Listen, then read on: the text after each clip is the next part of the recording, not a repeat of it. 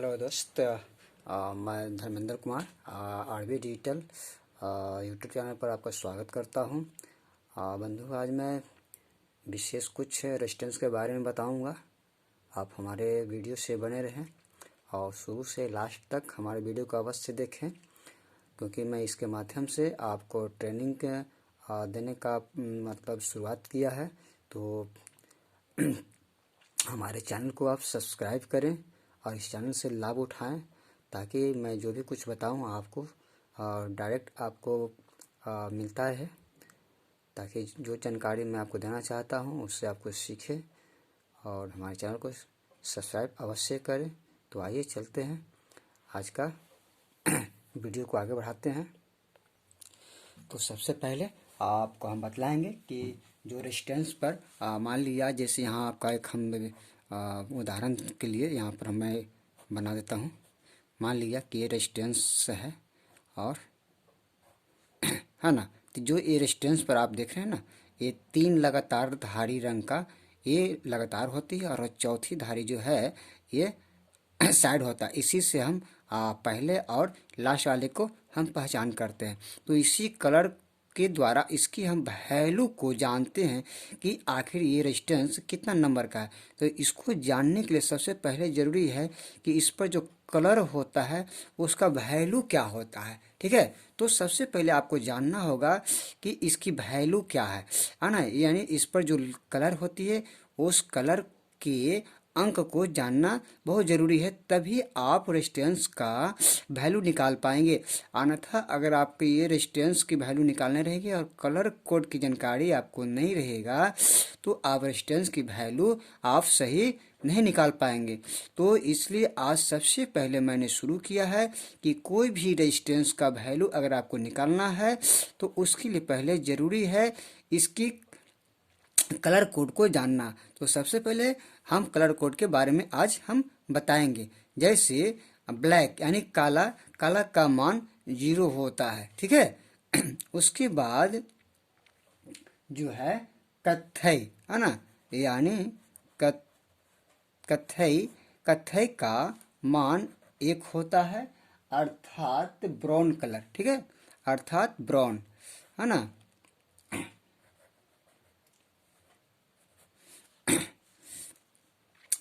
उसके बाद होता है लाल, अर्थात रेड कलर, है ना, इसका वैल्यू होता है 2। इसके बाद आपका तीसरी कलर है नारंगी, अर्थात ऑरेंज कलर, इसका मान होता है 3। चौथा होता है पीला, इस अर्थात येलो, है ना, इसका कलर होता है 4। इसके बाद 5वां कलर है हरा, है ना, इसका होता है 5, यानी हरा यानी ग्रीन का 5।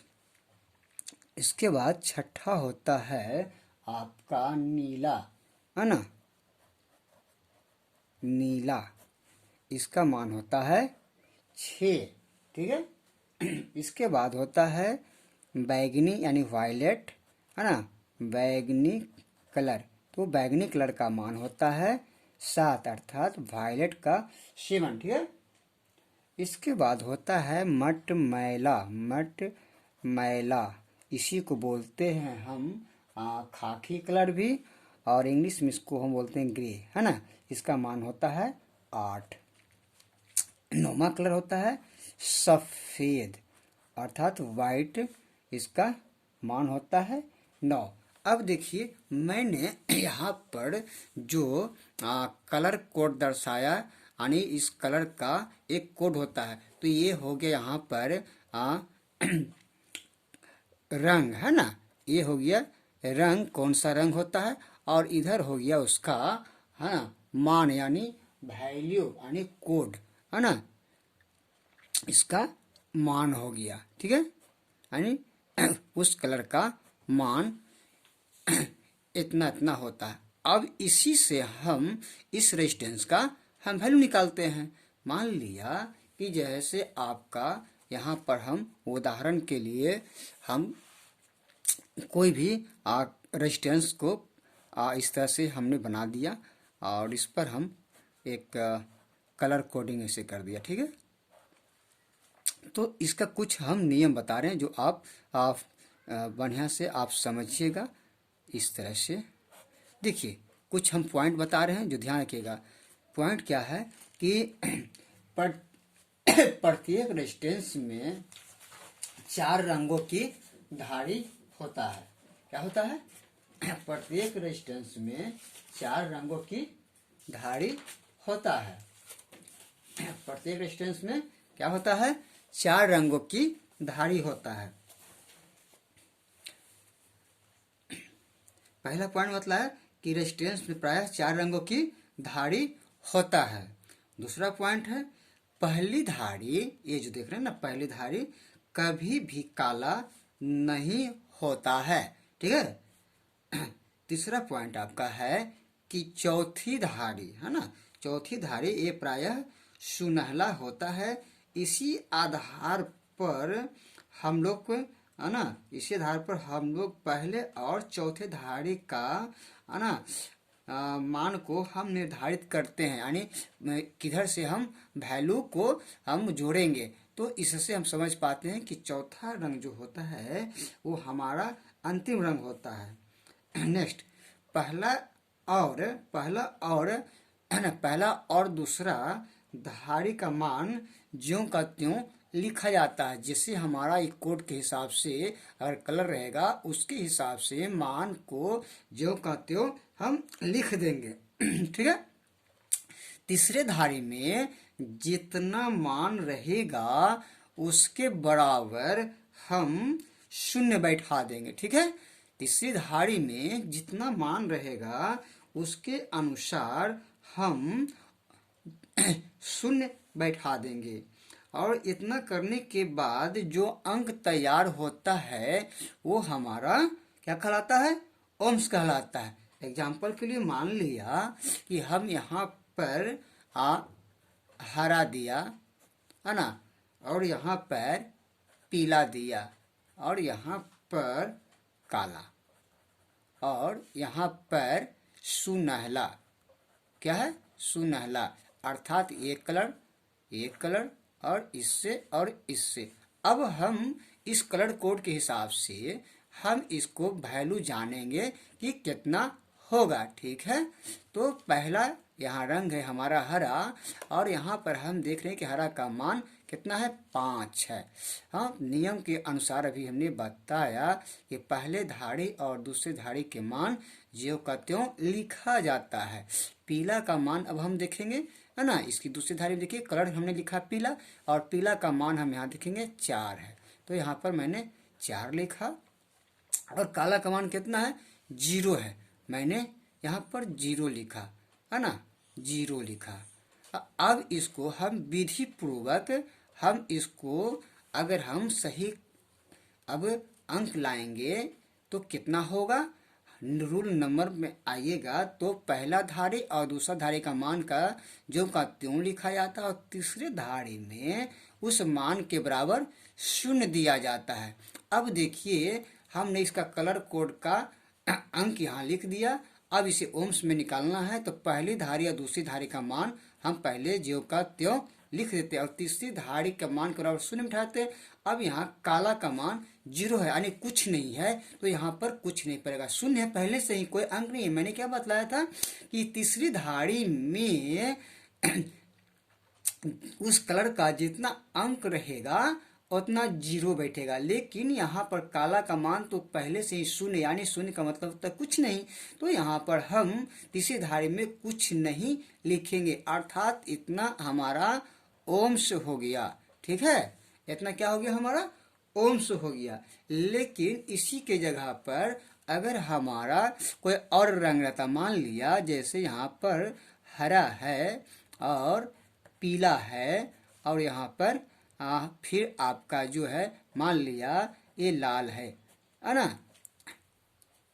तो अब इसकी वैल्यू को हम निकालेंगे।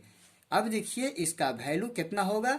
हरा का 5, पीला का 4 और लाल का मान होता है 2।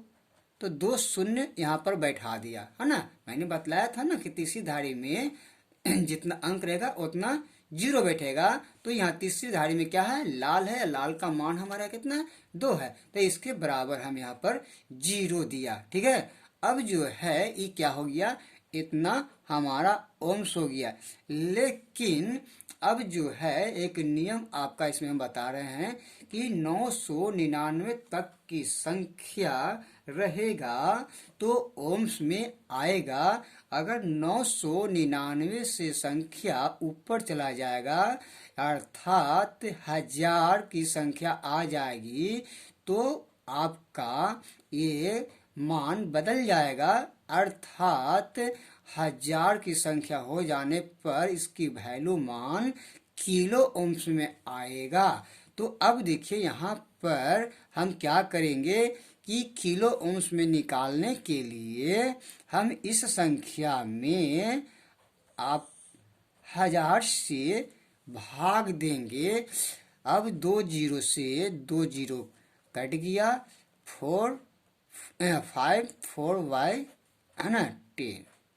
अब ये आपका इतना बच गया, इसको फिर आप डिवाइड करेंगे तो आपका आ जाएगा 5.4 किलो ओम्स। यानी ये शुद्ध वैल्यू इसका निकला 5.4 किलो ओम्स। अर्थात जो है ये वैल्यू मान इसका कितना हो गया 5.4। अगर इसी तरह से मान लिया हमारा कलर कोड और दूसरा रहे तो क्या करेंगे, हरा और पीला और फिर यहाँ पर हरा हो गया। यानी आपका मान यहाँ पर लिखना होगा पीला हरा का 5, पीला का 4 और हरा का 5। अब मैंने बताया था रूल कि पहला और दूसरा ज्यों का त्यों लिख देना है और तीसरे अंक के बराबर 0 देना है। तो यहाँ पर पहला और दूसरा का ज्यों का त्यों लिखा और तीसरे अंक के बराबर हमने 0 बैठा दिया। ये इतना आपका ओम्स आ गया। अब ये क्या हुआ कि आपका 10,000 से भी ये पार कर गया, अर्थात ये लाख में चला गया। अब हमारा ये संख्या जब लाख में चला जाता है तब इसे हम मेगा में निकालते हैं। मेगा में निकालने के लिए आप डायरेक्ट भी आप भाग दे सकते हो या फिर आप 2 पार्ट में भी इसको जो है से कि डिवाइड कर सकते हो। जैसे मैं 2 बार डिवाइड करके दिखलाऊंगा। जैसे फर्स्ट बार में फिर क्या किया मैंने, इसको देखिए है ना। फर्स्ट बार में इतना में क्या किया कि 1000 से डिवाइड किया तो 3 जीरो कट गया बराबर। फिर इसमें आपको भाग लगेगा है ना। फिर आपको जो है इसको 1000 से भागा देना। अब 2 जीरो से 2 जीरो कट गया। फिर आपका कितना आया 5/4 बराबर। फिर अब भाग देंगे तो 5.4 ये क्या आ गया, मेगा ओम्स आ गया। तो इस तरह से आप किसी भी रेजिस्टेंस का वैल्यू अच्छी तरह से आप निकाल सकते हैं।